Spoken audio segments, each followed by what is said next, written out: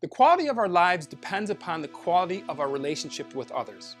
Relationships are the source of so much of our happiness and success, but they can also be the cause of our pain and despair. And when we have relationship problems, it's difficult to find joy in anything else. That's why it's not surprising that research in the field of relationship psychology shows that relationship problems contributes to depression, and depression contributes to relationship problems. So, could depression be causing your relationship issues and preventing you from having the loving relationship you deserve? In this video, I'm going to share 10 commonly overlooked signs that depression is destroying your relationship. So stay tuned and don't go anywhere.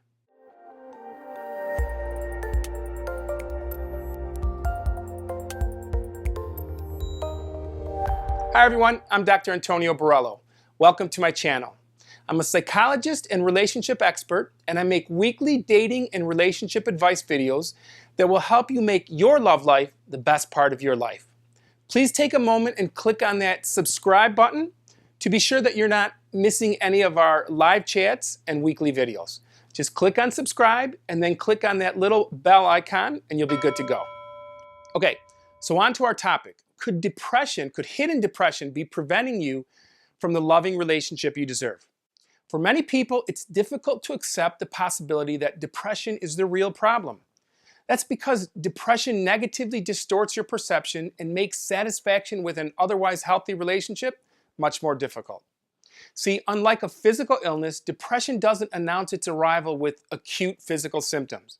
Instead, depression sneaks up on you, making tiny chemical changes in your brain ever so slightly day by day.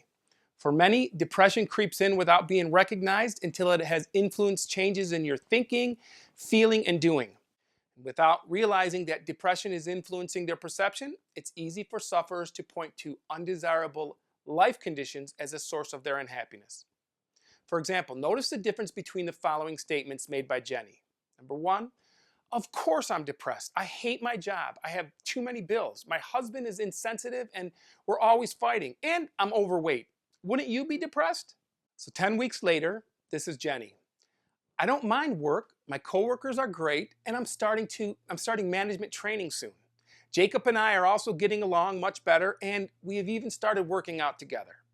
See, Jenny's first statement is clouded by depression and pessimism, while her second statement reflects optimism and appreciation of the positive aspects of her life. Depression envelops your world with a dark cloud of fog that fills your life with doubt and despair. It influences your thinking and energy and makes it almost impossible to enjoy anything in your life. Because depression affects your confidence and self-esteem, your interpretations of relations with others become skewed, and you question and criticize yourself and become highly sensitive to criticism.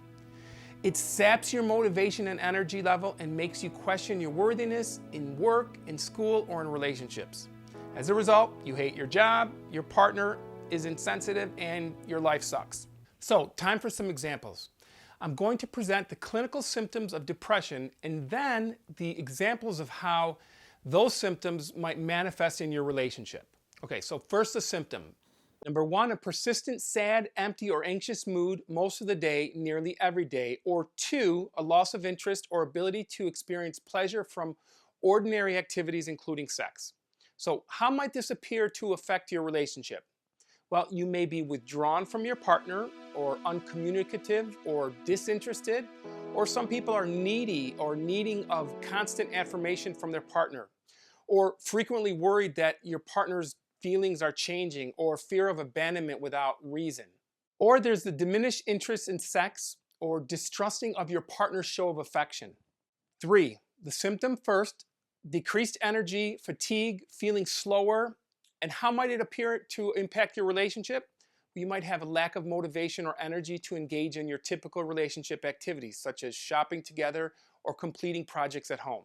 Number 4, again, the symptom first, changes in sleep patterns, needing more sleep or oversleeping or trouble falling asleep at night, and significant difficulty waking up. And this might result in being more tired, having less energy, and a person might need to take a nap during the day rather than spending time with their partner. So there's a lower energy level. Number 5, changes in eating with either a significant increase of appetite and weight gain or a loss of appetite and accompanying weight loss. And so how will this impact your relationship? Well, people binge eat, they hide food, they're secretively binging. Or if a person experiences significant amounts of weight gain, they might become self-conscious about their body, and it'll impact their self-esteem, and they may be more critical of themselves and less interested in sex. Number 6, the symptom is irritable mood or easily annoyed by people or circumstances that wouldn't have normally had an effect. How might it affect your relationship? Well, a depressed person may become unusually critical or demeaning of their partner, easily finding fault or combative with their partner, or sudden unpredictable outbursts of frustration and anger over menial occurrences. Number 7, difficulty with concentration or making decisions, or lowered motivation and difficulty completing routine tasks. So how does this affect your relationship? One partner may experience an increased use of television, video games, porn sites, or other distractions that consume hours of time that should have been utilized on other responsibilities or relationship time.